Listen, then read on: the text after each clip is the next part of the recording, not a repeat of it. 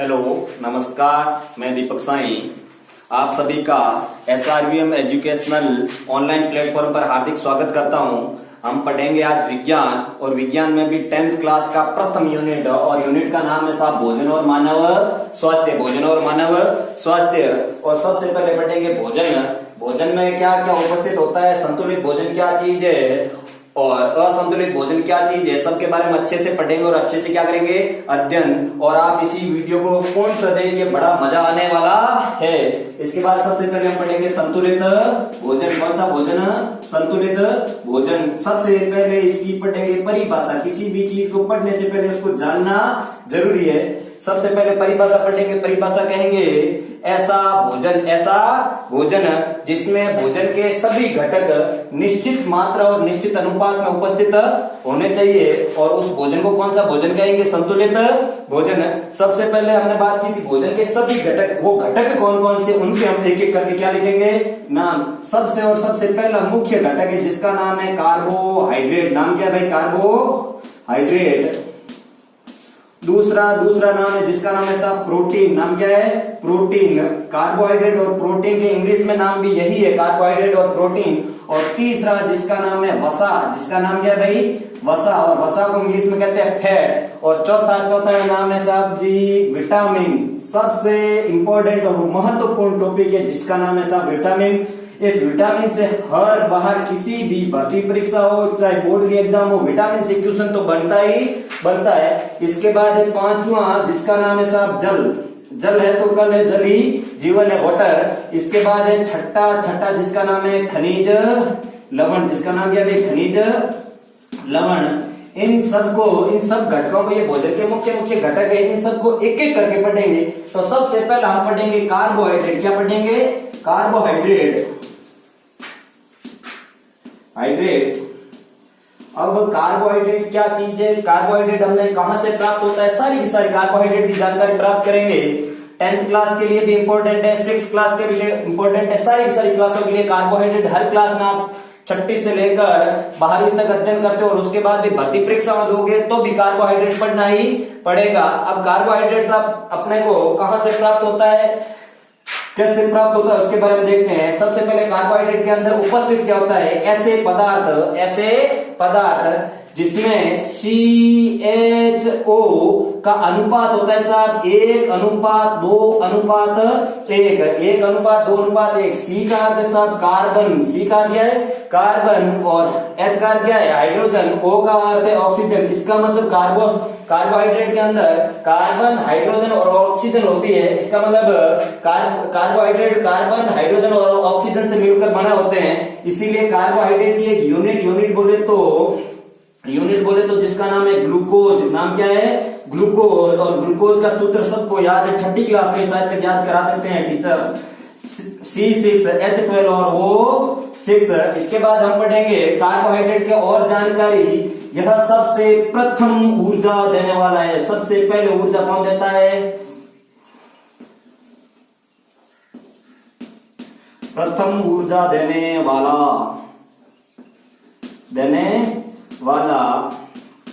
Carbohydrate. और carbohydrate का पाचन हमारे मुख में ही भोजन करते समय सबसे पहले कार्बोहाइड्रेट का ही पाचन होता है और कार्बोहाइड्रेट का पाचन हो जाता है मुख के अंदर ही। इसीलिए किसी भी समय जब भी सबसे पहले ऊर्जा प्राप्त करनी होती है तो हम प्रयोग करते हैं या सेवन करते हैं किसका? ग्लूकोज का। इसके बाद कार्बोहाइड्रेट के स्रोत क्या है? स्रोत बोले तो हमें क्या खाएंगे तब कार्बोहाइड्रेट मिलेगा? सबसे पहले नाम लिखें तो एक इंपॉर्टेंट नाम लिख दें, अनाज बोले तो गेहूं, चावल, बाजरा, कोई भी अनाज हो और उसके अंदर क्या उपस्थित होगा? कार्बोहाइड्रेट। आलू के अंदर भी कार्बोहाइड्रेट उपस्थित होता है। इसीलिए सुबह उठते ही आप बाजरे का सोगरा खाओगे तो क्या मिलेगा? कार्बोहाइड्रेट। और कार्बोहाइड्रेट से प्राप्त होती है ऊर्जा। इसके बाद सुनना,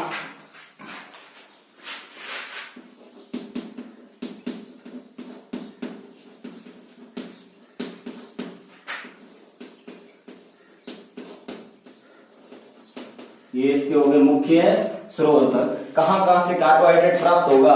इसके बाद सुनना, अब आगे हम पढ़ेंगे सबसे अधिक कार्बोहाइड्रेट किसके अंदर उपस्थित होता है? सबसे अधिक होता है साहब जी चावल के अंदर, किसके अंदर उपस्थित होता है? चावल के अंदर। इसके बाद शर्कराएं,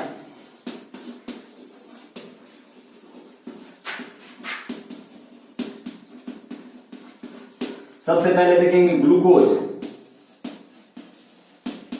जो पाई जाती है साहब जी अंगूरों के रस में। किसके रस में? अंगूरों के रस में। इसके बाद देखेंगे सुक्रोज,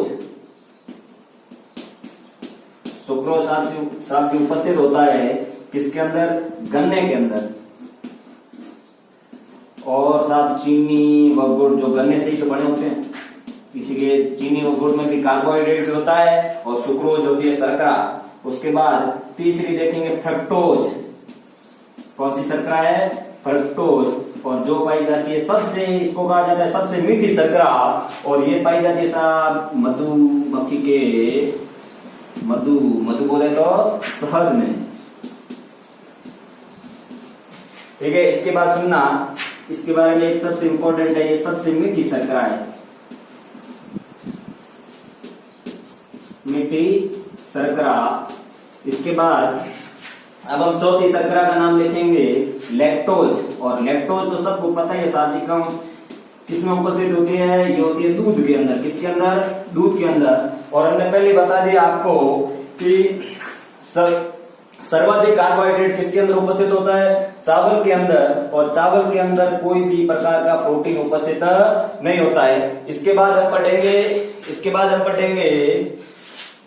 पढ़ेंगे दूसरा घटक, दूसरे घटक का नाम है साहब प्रोटीन,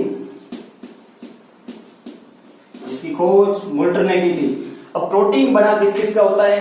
प्रोटीन होता है साहब 20 एमिनो अम्ल से मिलकर बना होता है, 20 या 20 से अधिक एमिनो अम्ल से मिलकर बना होता है प्रोटीन। और प्रोटीन के अंदर उपस्थित होता है कार्बन, हाइड्रोजन, ऑक्सीजन, और साथ में और होता है नाइट्रोजन। कौन सा पदार्थ? नाइट्रोजन। इसका मतलब साहब, इसकी शॉर्ट ट्रिक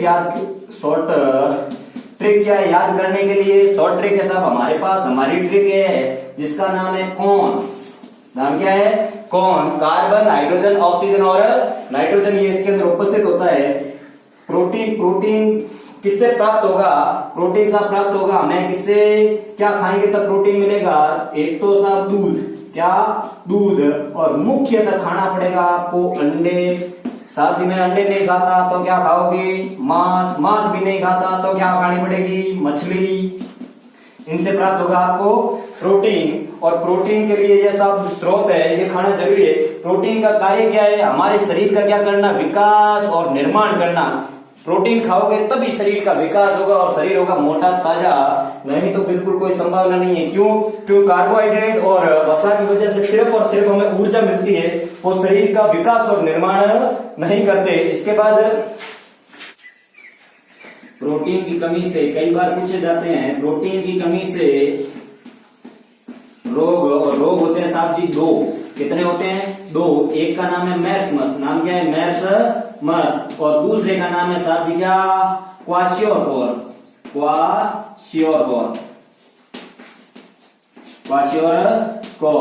इसके बाद और प्रोटीन से क्या पूछा जाता है? प्रोटीन से एक और बात पूछी जाती है, सर्वाधिक प्रोटीन कौन सी दाल में पाया जाता है? जिसका नाम है साहब सोयाबीन। क्या नाम है? सोयाबीन। और सोयाबीन का वैज्ञानिक नाम भी अपने को याद होना ही चाहिए, और वैज्ञानिक नाम है साहब जी ग्लाइसिन मैक्स। नाम क्या है? Glycine max. मैं यहाँ छोटा सा लिख दूं, ग्लाइसिन मैक्स। इसके बाद अगली एक और बात पूछी जा सकती है, कौन किस, जैसे कि दूध में कौन सा प्रोटीन होता है? दूध में होता है, कौन सा होता है? केसिन। और उसके बाद अंडे में एल्ब्यूमिन। ये सारे प्रोटीन की जानकारी होगी। इसके बाद हम जानकारी प्राप्त करेंगे वसा की। किसकी जानकारी प्राप्त करेंगे? वसा की। अब हम पढ़ेंगे तीसरा बोले तो वसा। घटक कौन सा है? तीसरा, वसा।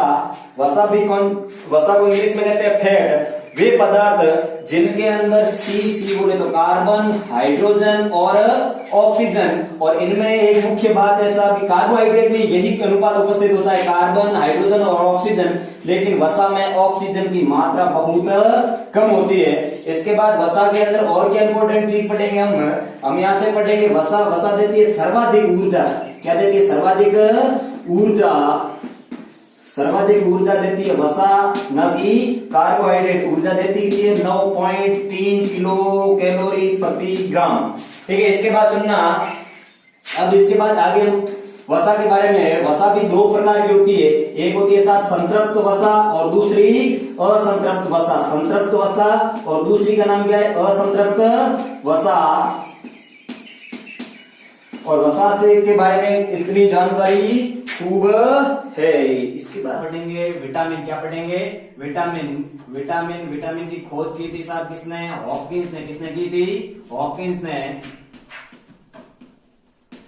कई बार पूछा जा चुका है। इसके बाद खोज और शब्द दिया था किसने, चार्ल्स फंक ने। किसने दिया था, फंक ने, 1911 के लगभग। इसके बाद विटामिन के साथ प्रकार होते हैं दो। कितने प्रकार होते हैं, दो। एक तो होते हैं जल में घुलनशील। किसमें घुलनशील, जल में घुलनशील। जल में घुलनशील,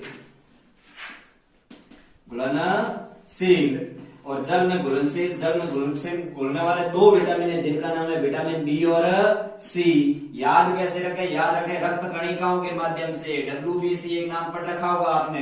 W का अर्थ है water soluble in vitamin B and vitamin C. और दूसरा है साहब फैट में घुलनशील, बोलते तो वसा में घुलनशील। वसा में घुलनशील कौन कौन से घुलनशील, जिसका नाम है DEKA। ये हमने एक अनुरूप ट्रिक के अनुरूप लिखा है और छोटी सी ट्रिक के रूप में याद रखो तो भी। देखा वसा में ट्रिक क्या है, देखा। इसके बाद सुनना, अब हम आगे बढ़ेंगे, विटामिन की सारणी बनाएंगे और अच्छी तरीके से उस सारणी के अंदर सारे अध्ययन करेंगे। अब हम पढ़ेंगे विटामिन की सारणी। इसके अंदर विटामिन के रासायनिक नाम और रोग पढ़ेंगे। कौन कौन से विटामिन की कमी से कौन कौन सा रोग होता है और उस विटामिन का रासायनिक नाम क्या है। रासायनिक नाम के लिए एक छोटी सी ट्रिक है हमारे पास, रथ एक टोपी। रथ एक टोपी। सबसे पहले विटामिन ए का रासायनिक नाम है साहब रेटिनॉल। नाम क्या है, रेटिनॉल। और रेटिनॉल, इसकी कमी से रोग होता है रतौंधी। रोग कौन सा होता है, रतौंधी। और दूसरा रोग होता है जिसका नाम है जीरोप्थैल्मिया। और उसके बाद है विटामिन बी। विटामिन बी का रासायनिक नाम है थायमीन। नाम क्या है, थायमीन। और जिसकी कमी से रोग होता है बेरी। रोग कौन सा होता है, बेरी। इसके बाद विटामिन सी। और विटामिन सी की कमी से रोग होता है, रोग नहीं उसका रासायनिक नाम है एस्कॉर्बिक एसिड। या एस्कॉर्बिक अम्ल। और जिसकी रोग का नाम है स्कर्वी। रोग का नाम क्या है भाई, स्कर्वी। इसके बाद विटामिन डी की कमी है। डी के रासायनिक नाम है कैल्सीफेरस। और इसकी कमी से रोग का नाम है रिकेट्स, जो बच्चों में होता है अधिकांश, रिकेट्स। और दूसरा एक रोग का नाम है ऑस्टियोमेलेसिया। और विटामिन ई की कमी से रोग होता है बंध्यता। रोग कौन सा होता है, बंध्यता। या इसको कह सकते हैं रोग के नाम में लिखना, बंध्यता, या कह सकते हैं नपुंसकता। और विटामिन के की कमी से रोग का नाम होता है साहब हेमरेज, या रक्त का थक्का नहीं बनना। हेमरेज या इस विटामिन की कमी से रक्त का थक्का नहीं बनना। और विटामिन ई का टोकोफेरल है रासायनिक नाम। ई का नाम क्या है, टोकोफेरल। और विटामिन के, और के का है फिलोक्विनोन। रासायनिक नाम है फिलोक्विनोन। और कहीं इसका नाम मिलता है नेप्टोक्विनोन। इसके बाद हम और इनके बारे में डिटेल से जानकारी प्राप्त करेंगे। विटामिन ए को कहा जाता है एंटी कैंसर विटामिन भी कहा जाता है। और इसके बाद विटामिन डी होता है साहब जो सूर्य की प्रकाश किरणों से, पराबैंगनी किरणों से प्राप्त होता है। और वो पराबैंगनी किरणें हमारी शरीर की त्वचा के अंदर एक कोलेस्ट्रॉल उपस्थित होता है, उसको विटामिन डी के अंदर परिवर्तित कर देता है। और उसके बाद विटामिन ई, और वेरी इंपॉर्टेंट, यहाँ से कई बार क्वेश्चन पूछा जाता है, विटामिन ई को कहा जाता है ब्यूटी विटामिन। कौन सा विटामिन है, ब्यूटी विटामिन। इसका मतलब भारतीय अधिकांश जो ब्यूटी क्रीम बनती है उसके अंदर कौन सा विटामिन उपस्थित होता है? Vitamin E. और विटामिन के जो रक्त का थक्का नहीं, जिसकी कमी होगी तो रक्त का थक्का नहीं बढ़ेगा। और यदि किसी व्यक्ति के अंदर विटामिन के की कमी है तो उसका शल्य क्रिया बोले तो ऑपरेशन आसानी से नहीं किया जा सकता। इसके बाद हम विटामिन का बी कॉम्प्लेक्स पढ़ेंगे। इनमें हमने सिर्फ इंपॉर्टेंट विटामिन लिए। विटामिन बी1 का रासायनिक नाम क्या है? थायमिन। और कमी से रोग वही है जो बी के द्वारा था, बेरी। दूसरा, इसके बाद विटामिन बी2 की रासायनिक नाम है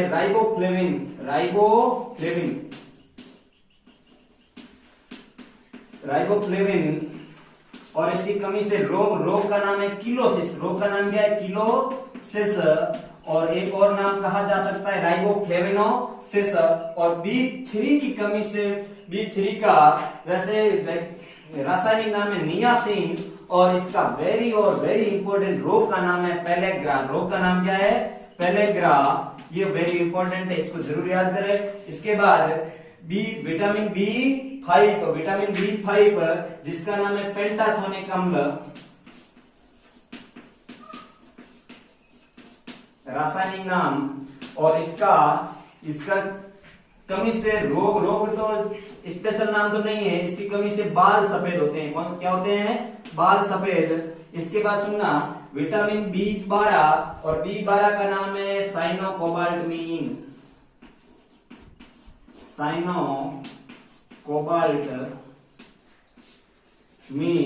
और इसकी कमी से रोग होता है साहब एनीमिया। रोग कौन सा होता है? एनीमिया। और इस विटामिन की मुख्य विशेषता है, ऐसा क्वेश्चन कई बार पूछा जाता है, ऐसा कौन सा विटामिन है जिसके अंदर कोबाल्ट धातु पाई जाती है? तो उसका आंसर होता है हमेशा बी12, बी12। और इसके बाद हमारे अंदर और कई तथ्य है विटामिन के अंदर।